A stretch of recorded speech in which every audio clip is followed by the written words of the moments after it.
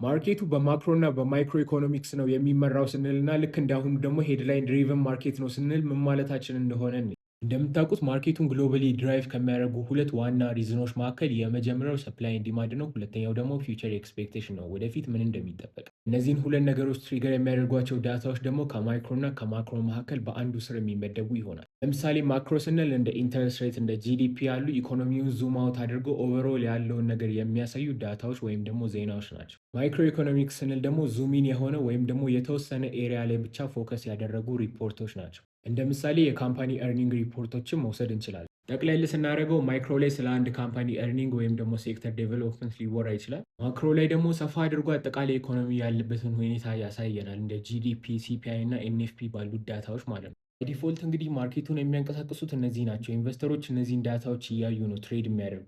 ሁለተኛው ደግሞ ልክ አሁን እንዳለንበት ሄድላይን ድሪቨን የሚባል ማርኬት አለ። ይሄ ማርኬት ምንም አይነት ሰርቴኒቲ የለበትም፣ የሚንቀሳቀሰው በዜና ብቻ።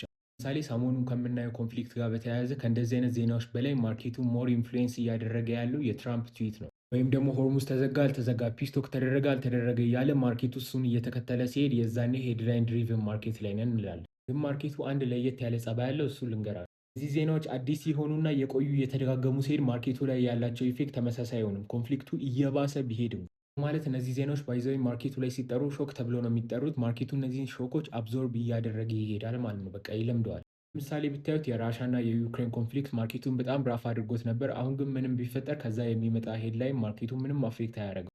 ይሄን ካወቃችሁ በቀላሉ ማርኬቱ በምን ምክንያት ምን አይነት ቢሄቪየር እያሳየ እንደሆነ መረዳት ትችላላችሁ ማለት ነው። ማንኛውም ስለ ክሪፕቶ ከረንሲ እና ብሎክቼን መማር የምፈልጉ ልናስተምራችሁ ተዘጋጅተናል። እዚህ ጋር ያለውን ቪዲዮ አይታችሁ መመዝገብ ትችላላችሁ።